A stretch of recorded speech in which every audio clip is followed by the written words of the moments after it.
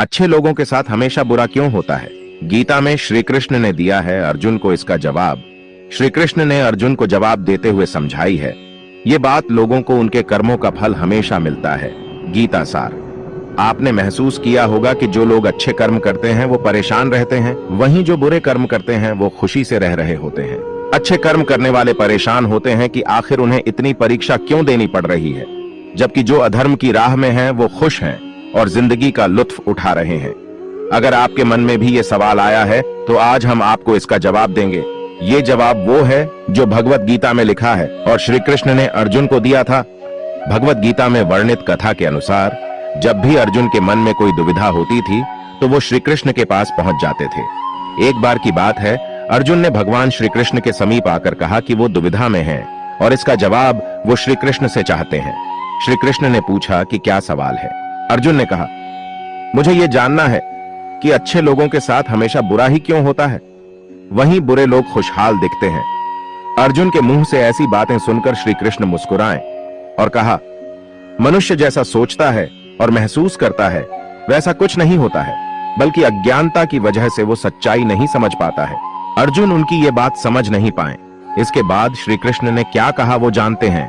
श्री कृष्ण ने अर्जुन से कहा, पार्थ, मैं तुम्हें एक कथा सुनाता हूं, उसे सुनकर तुम समझ जाओगे कि हर प्राणी को उसके कर्म के हिसाब से ही फल मिलता है। प्रकृति हर किसी को अपनी राह चुनने का मौका देती है। अब वो मनुष्य की इच्छा पर निर्भर करता है कि उसे धर्म की राह चुननी है या अधर्म की। कथा शुरू करते हुए श्री कृष्ण ने कहा, एक नगर में दो पुरुष रहा करते थे। एक पुरुष व्यापारी था जिसके जीवन में धर्म की बहुत महत्ता थी। वो पूजा पाठ में यकीन रखता था। वो हर रोज मंदिर जाता था और दान धर्म भी करता था और हर रोज भगवान की पूजा करता था। वहीं दूसरा पुरुष बिल्कुल विपरीत था। वो हर रोज मंदिर तो जाता था लेकिन पूजा करने नहीं, बल्कि मंदिर के बाहर से जूते चप्पल चुराने। उसे दान और धर्म से कोई लेना देना नहीं था। समय बीतता गया और एक दिन बहुत जोर की बारिश हो रही थी। इस वजह से मंदिर में पुजारी के अलावा कोई नहीं था। ये बात जब दूसरे पुरुष को पता चली तो उसने कहा कि ये सही मौका है मंदिर का धन चुराने का। पंडित से नजर बचाकर उसने मंदिर का सारा धन चुरा लिया। उसी समय धर्म कर्म में विश्वास रखने वाला व्यक्ति भी मंदिर पहुंचा। दुर्भाग्य से मंदिर के पुजारी ने उसे ही चोर समझ लिया और चिल्लाने लगे। वहां लोग एकत्र हो गए और उसे बहुत मारा। किसी तरह वो बचते बचाते वहां से निकला तो दुर्भाग्य ने उसका साथ वहां भी नहीं छोड़ा। मंदिर के बाहर वो एक गाड़ी से टकरा गया और घायल हो गया। फिर वो व्यापारी लंगड़ाते हुए घर जाने लगा तो रास्ते में उसकी मुलाकात उस पुरुष से हुई जिसने मंदिर से धन चुराया था। उसने कहा, आज तो मेरी किस्मत चमक गई, एक साथ इतना सारा धन मिल गया। ये सब देखकर उसे बहुत बुरा लगा और उसने अपने घर से भगवान की सारी तस्वीरें निकाल दी। कुछ सालों बाद दोनों पुरुषों की मृत्यु हो गई।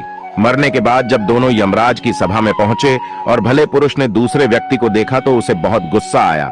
उसने क्रोधित होकर यमराज से पूछ ही लिया, मैं तो हमेशा अच्छे कर्म करता था, दान में विश्वास रखता था, उसके बदले जीवन भर मुझे अपमान और दर्द ही मिला और इस व्यक्ति को नोटों से भरी पोटली। आखिर ऐसा भेदभाव क्यों? इस पर यमराज ने कहा, पुत्र, तुम गलत समझ रहे हो। जिस दिन तुम्हारी गाड़ी से टक्कर हुई थी वो दिन तुम्हारे जीवन का आखिरी दिन था, परंतु तुम्हारे अच्छे कर्मों की वजह से तुम्हारी मौत सिर्फ एक छोटी सी चोट में बदल गई।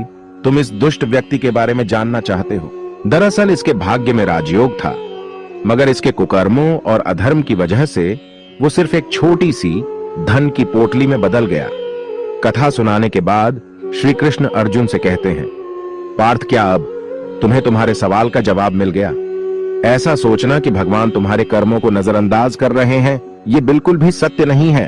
भगवान हमें कब क्या किस रूप में दे रहा है मनुष्य को समझ में नहीं आता है, मगर आप अच्छे कर्म करते रहें तो भगवान की कृपा हमेशा बनी रहती है।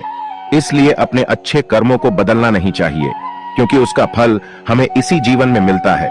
इसलिए मनुष्य का फर्ज है कि वो हमेशा अच्छे कर्म करते रहें, क्योंकि श्री कृष्ण ने गीता में भी बताया है कि किसी के द्वारा किया गया कर्म बेकार नहीं जाता है, चाहे वो अच्छा हो या बुरा।